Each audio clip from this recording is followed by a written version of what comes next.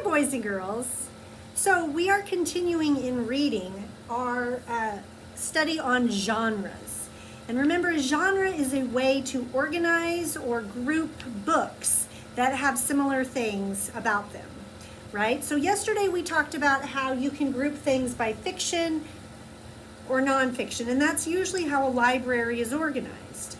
Like there's a fiction section with stories, and then there's a nonfiction section that's a teaching section. All the books give you information. Even in my classroom library, I separated the books that way, because that way you could go to one section or the other based on whatever you needed. If you wanted to listen to a story, you would go there or read a story, or if you needed to learn something or find information, you would go to a different section.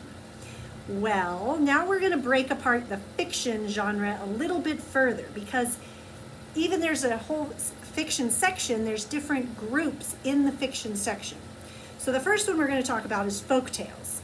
And the good news is we already kind of talked about folktales, because in folktales are fables and fairy tales. So let's kind of talk about what a folktale is, and then we'll revisit fables and fairy tales. So a folktale is a story that has been told for many, many years. Maybe it used to be told just by mouth before somebody wrote it down, and then now it's been written down, and it's probably changed over time, and there's usually different versions of them, right? Like we learned the different versions of Cinderella or Snow White. There were different versions that we learned. So it also has fairy tales and fables in it. So let me bring out our old anchor chart. See? So a folk tale could be like a fable, right? It could have animals in the story that act like humans. It could teach a moral or a lesson, and it could have trickery. It doesn't have to have all those things, but it could, okay? If a story does these things, it probably is a fable, which is a type of folktale, all right? Or it could fit in the category of a fairy tale, okay? And a fairy tale is also a type of folktale. Remember, fairy tales start with once upon a time. They usually end with happily ever after. There's usually royalty, like kings and queens and princesses. There's usually a wicked character, good characters. Sometimes there's magic. Sometimes there's the rule of three, like the Three Little Pigs or Goldilocks and the Three Bears. It also teaches a lesson, okay? So all of these things are part of folk tales, okay? So kind of remember these things, okay?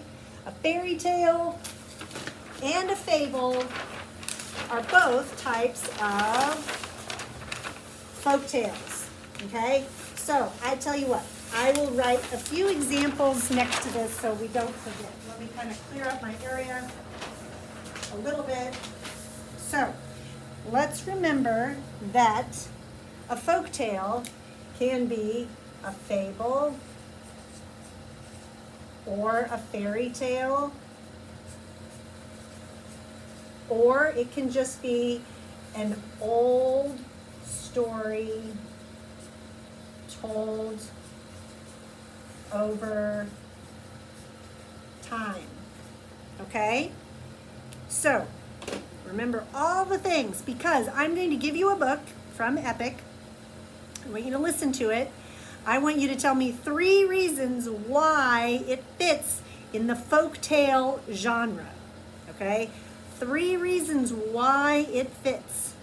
Think about everything you just learned about those, the folktales, the fables, the fairy tales. Why does it fit, okay? If you have to go back and rewatch the video and look at the old anchor charts, you can, okay? 3 reasons why it's a folktale.